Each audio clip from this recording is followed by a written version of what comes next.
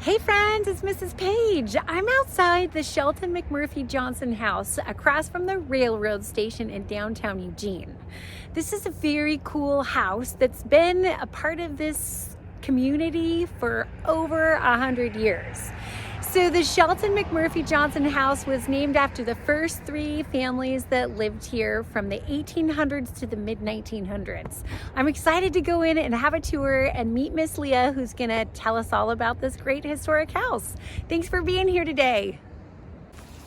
Okay, so here we are. We're outside and we're gonna head in, and here's Miss Leah. Entering in, look at how beautiful this is. Look at how high the ceilings are, you guys. This is amazing. Miss Leah, it's nice to meet you. Nice to meet you too. Thank you for coming to the SMJ house. Yeah, thanks for having us. No problem. We love to have visitors, especially the more the better. So we're standing in the foyer of the SMJ house. And a foyer is a fancy word for entry hall. Mm-hmm. All right. Learning new words. Yeah. So we have our big beautiful doors here, and when you enter, when you would have entered back then, you would have seen these big beautiful doors closed. Wow. So we have these big beautiful pocket doors, and these doors would have been closed because they didn't have a really good way to heat the house. And so we would have had these closed, and the heat would have stayed in the rooms, and you wouldn't have had the heat escape through the door. Okay, so there's some on this side as well. Yeah, there's some on this side as well. And so let me open that for you. Okay, so then the entryway would be a little chilly. Yeah, it would be Okay. a little chilly, yeah. Okay. And there would have been a curtain across so that you couldn't see the stairway. Oh, wow, okay. And then there would have been this table sitting here. And back then, when you had visitors, the visitors would come with a little card. And they'd have their name on it. And they'd say, I'm here to visit Miss Alberta Shelton McMurphey. And they'd leave their card. And then that way you would always know who your visitors were. And you'd keep that in a little scrapbook. Who your visitors were. Awesome. So over There, here, guest book. we have our parlor. The family also called this the music room. Alberta was a music teacher. Wow. Her dad was the man that built this house. And when he passed away, she married Robert McMurphey, and they raised their 6 kids here. Oh my goodness. And they got married right in this parlor, as you can see from the wedding picture. In this bay window. How pretty. Yeah. So That's we have lovely. pictures of Alberta and Robert when they're a little older over there. So they were so Alberta was the daughter of the Of- original owners. Of the original, yep. Okay. Gentleman that built it, that's pictures of them and her mom and dad right there. That's Thomas and Ada. Very fun. Look at that beard. Yeah, beards and mustaches, those were a thing. And they are again, right? Yes. So over here we have the dining room, and the family would have sat around this table and had dinner right at 5 o'clock. And you didn't get up from the table until you were done with your plate. And everybody used their cloth napkins. Huh. So we use cloth napkins. They were environmental even back then. Yes. You guys, this is a typewriter. Very old typewriter. Now you use computers. And printers. And printers, yes. So we go back over here, cross back through the entry hall, through these double doors into the sitting room. Sitting room and a parlor. Yeah. So this is the room that was what we would call the family room. Okay, gotcha. So this is the room that the family would have hung out in. They would have spent their evenings around the fire, playing with their toys or darning their socks or listening to Dad read their favorite books. Okay.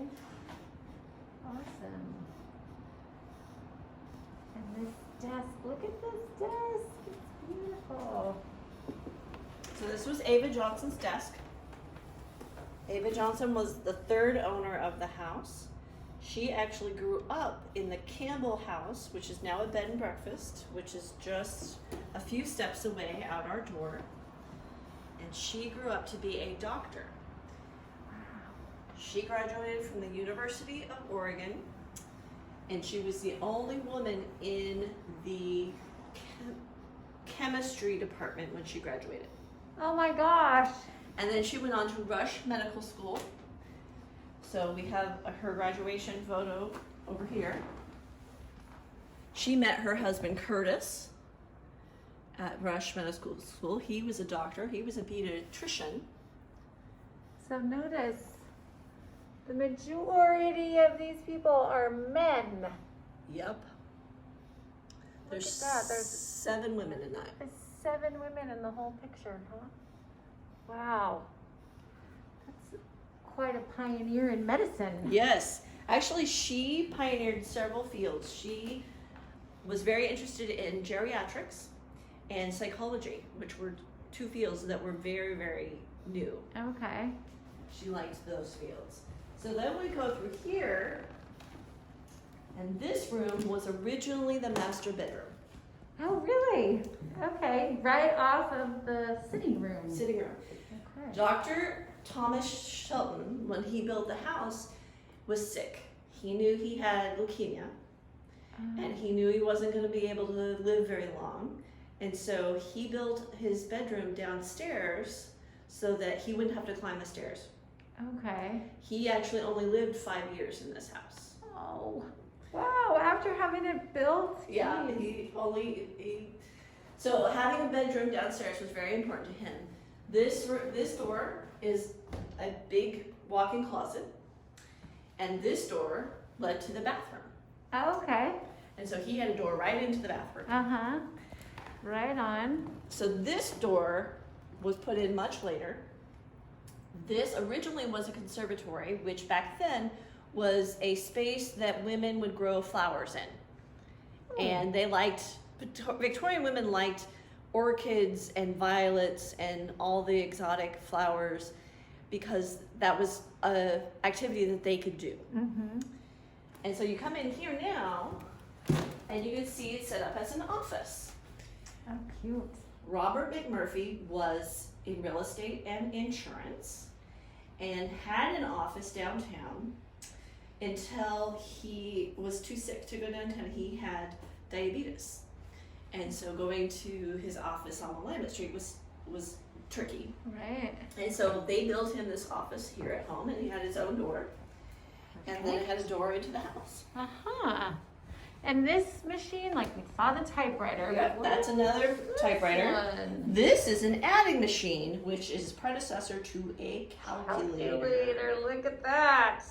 Wow. You can't even read very much of the... So, and then if you look at this, Oh, check that out. what is that? Check it out. So it's missing the cord, but it would be a phone, right? It would be a telephone, yeah. Nice. Love that. What a great room.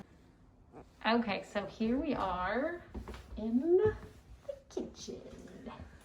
So you'll notice that this is a very small room. It's one of the smallest rooms in the house. And that's because back then you did not hang out in the kitchen. The kitchen was really hot. You cooked on a wood stove. So you look at our wood stove here. You would build a fire in here, and it would heat up this whole space. And then you would cook right on top of here.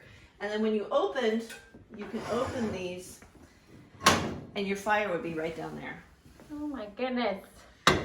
Like just a real fire. A So real not fire. much managing of your heat. No. Hard to simmer. Look at those little spots for this pot. I love it. So we have lots of little things. This is an iron. In every sense of the word. It is. It weighs a bit. So that's an iron. And this is a fun thing I like to show people.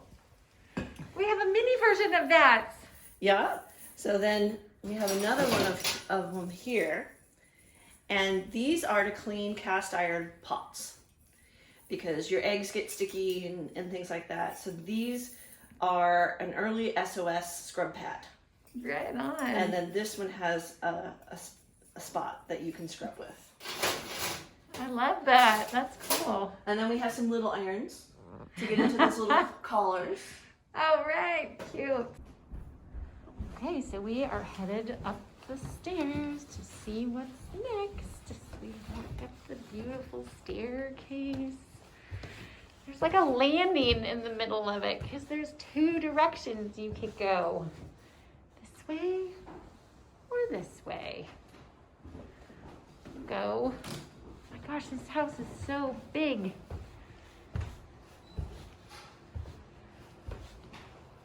So welcome to the second floor. This is what we call the bedroom floor.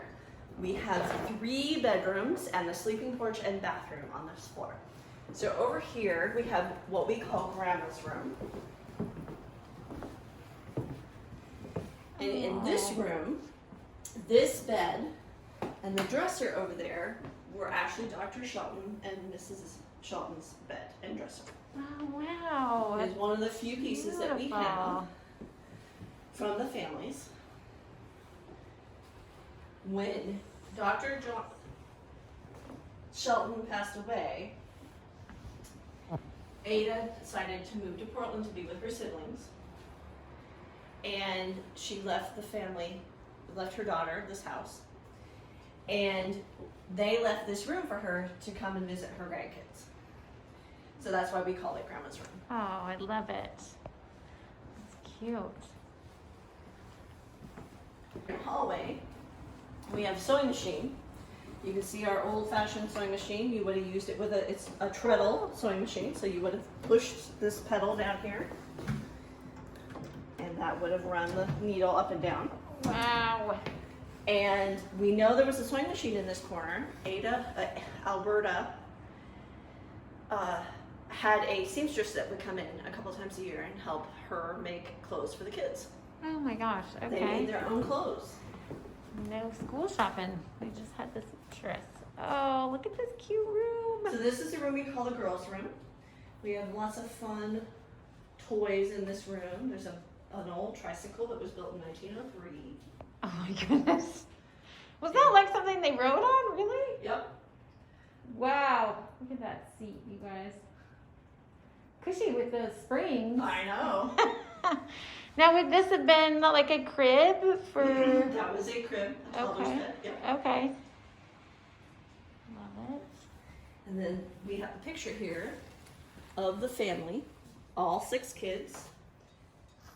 Wow. Look at those big bows in the hair. I know. Look at. We're all. So across the hall, we have our another bedroom. This is the room we call the boys' room. Oh. Wow. We have a nice big Cabinets. space in here. So back then, you'll notice that there's 6 kids. Back then, they would have shared a room. And quite often, siblings shared their bed. Uh-huh. That was how they kept warm, and that was how they shared space. Right. And so people often ask, how did you fit all the kids in here? Well, they shared a bed. Right. Yeah. So we have another picture of the family over here. This is when the kids are a little older. You'll notice Robert is wearing a uniform. He served during World War I. Oh, wow. So all 6 kids, even Robert and George, the 2 boys, learned how to sew. And one of the things that Robert did when he was serving with his unit in World War I was become the company tailor. He was the only gentleman in his company that knew how to sew.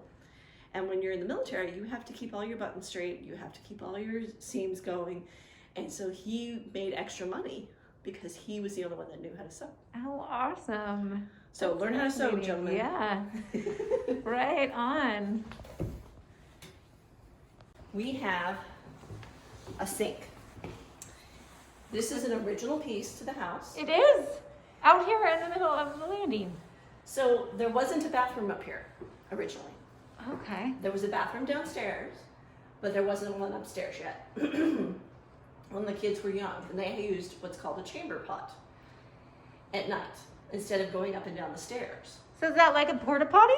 A little bit, yeah. A little Okay. And so in the morning, part of cleaning up and getting ready for the day was to clean out your chamber pot. And instead of packing that chamber pot downstairs, you use the sink.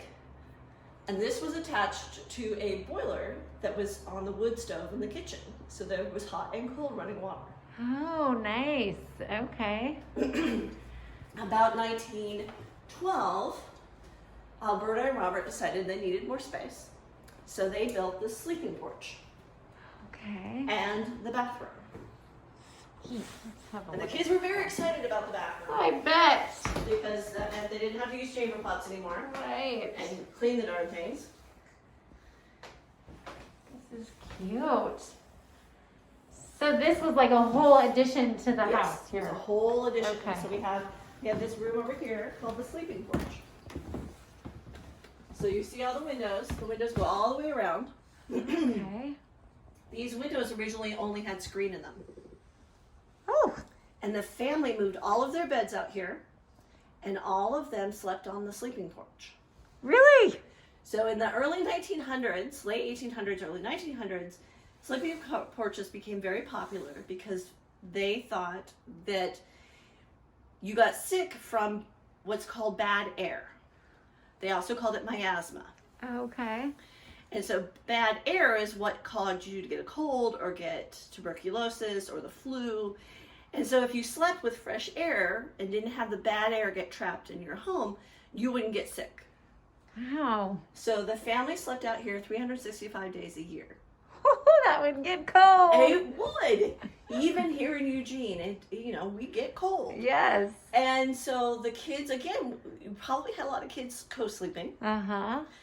And they also, when they got done cooking at night, they would put a brick in the oven, and the brick would get warm. And then they would go and collect their brick and put it at the end of their bed, and that's how they kept it warm. Oh, nice. Good plan. So nowadays we use electric blankets. Right. And we turn our heaters out.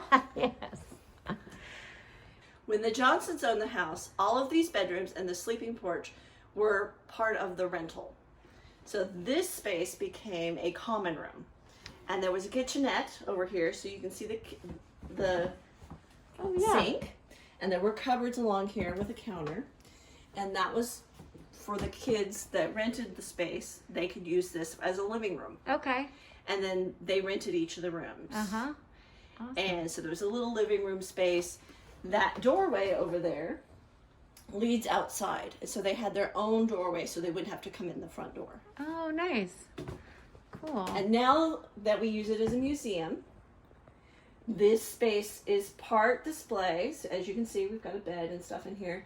And that little mysterious space over there that says staff only, that is our curator space. The curator is somebody that helps us take care of all the items that you see sitting around and the ones you don't see that are in closets and under beds. Right. Somebody has to be able to keep track of them all and know when we can put them out and when we need to put them away.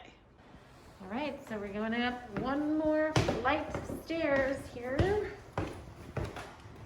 Picture of the house from the outside. Sunny day. And hopefully not making you too busy. Dizzy.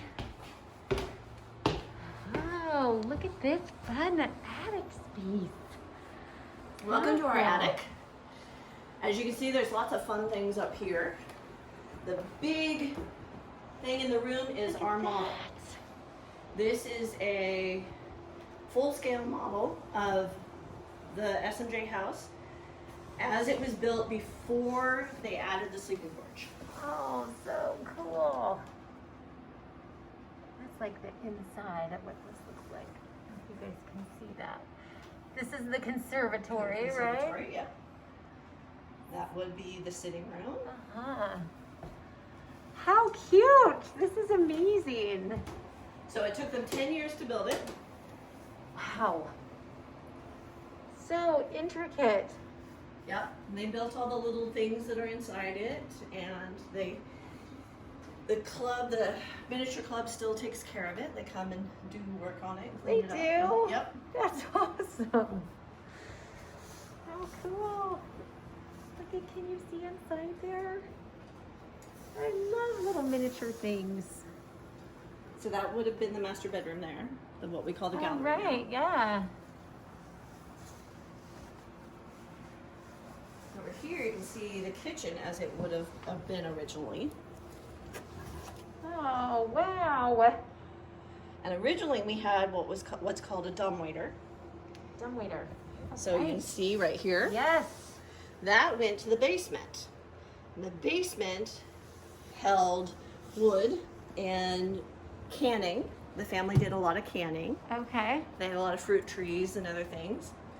And so they would have had the space down there. And the kids would ride the dumbwaiter up and down between the basement and the Of kitchen. course, right? Yeah. That sounds amazingly fun. So here's some pictures of them working on it and the inside of it. Oh, that's amazing. Oh, look at this. Like a little museum up here. Some swords. Dr. Eva Johnson. So we have some, the display up here, the exhibit up here is mostly about the Johnsons. Okay. They were both doctors, of course. And so we've got some medical tools. You can see that they haven't changed too much. Right, yeah. Dr. Johnson, Curtis Johnson, served as a doctor in World War I and World War II. He retired at the beginning of the Korean War. Okay. In World War II, just before the United States got into the war, he was on a convoy of ships being headed for Hawaii. The United States was situating itself for possibly getting into the war, but they weren't quite sure yet. But they were getting ready for the idea. So he was on this convoy of ships, about 7 ships, and the Japanese bombed Pearl Harbor. Oh. So they're out in the middle of the Pacific Ocean with these ships. They can't go to Hawaii, and they're not sure it's safe to go home. So they ended up in Australia. Oh my gosh. So he ended up in Australia for 1.5 years. Wow. While they were trying to figure out how to take care of things. As you see over here, you see this picture, he is holding a couple of koala bears. Oh, cute. Fun. In World War I, he was stationed largely in Europe and the Pacific. And then in World War II, of course, he was also stationed in the Pacific. And so he has lots of collectibles from his time overseas while he was in the Army. When they bought this house, he wasn't quite sure he wanted to leave Wisconsin. He was a little, he didn't think he wanted to move here. So Ava bought this house and said, we're moving to Eugene. And so he said, okay, I'm going to need my own space. So he built this little room at the top of the turret. Oh my gosh. We call this the original man cave of Eugene. Oh, look at that. So this was his little space to hang out and be alone and look out over the community and just be at peace. Wow, some original helmets down there. He played lots of solitaire. I love it. Here's a little view out there. That's cool.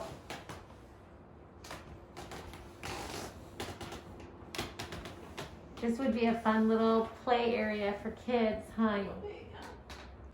All right, so we are finished, and Miss Leah's going to tell us a little bit about if you wanted to come here with your family, how can we make that happen? We are open 6 days a week. So Tuesday through Friday, we are open 10 to 1. And Saturday and Sunday, we are open 1 to 4. And you come to the door and you ring our doorbell and we will open it and you pay a small admission fee and then you get to tour the house all by yourselves. Cool. Thank you so much, Miss Leah. This is awesome. We're so excited to be able to tour this. and see it for the first time. So thank you so much. You are very welcome. Come anytime. Thanks. So today's read aloud is called The Napping House by Audrey Wood and illustrated by Dawn Wood. Now this is a cute story about a house. We visited a house today, so I thought it would work. And look carefully because there is a little tiny flea in every single picture. Let's see if we can find it. The Napping House by Audrey Wood and illustrated by Dawn Wood.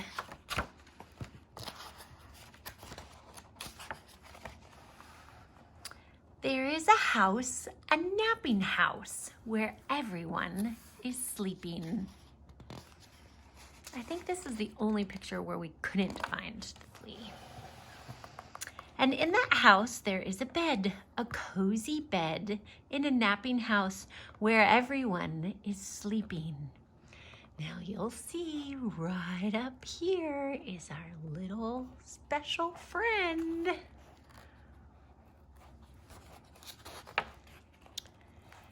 And on that bed, there is a granny, a snoring granny on a cozy bed in a napping house where everyone is sleeping. Still there. And on that granny, there is a child, a dreaming child on a snoring granny on a cozy bed in a napping house where everyone is sleeping. He moved a little bit. And on that child, there is a dog, a dozing dog on a dreaming child, on a snoring granny, on a cozy bed in a napping house where everyone is sleeping. He's still there. Look at how cozy they are. And on that dog, there is a cat, a snoozing cat, on a dozing dog, on a dreaming child, on a snoring granny, on a cozy bed in a napping house where everyone is sleeping. Do you see our little guy? Look, we have a new little friend.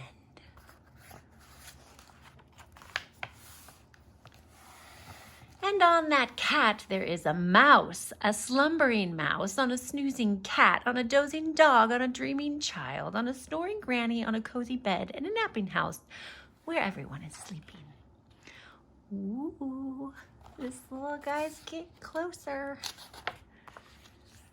And on that mouse, there is the flea. Can it be? A wakeful flea on a slumbering mouse, on a snoozing cat, on a dozing dog, on a dreaming child, on a snoring granny, on a cozy bed in a napping house where everyone is sleeping. A wakeful flea who bites the mouse. There's the flea, and the mouse did not like being bitten one bit. Who scares the cats? Ah! Flea goes flying, as does the mouse. Who claws the dog? The flea is way over here now. Oh boy, that dog does not look happy. Who thumps the child?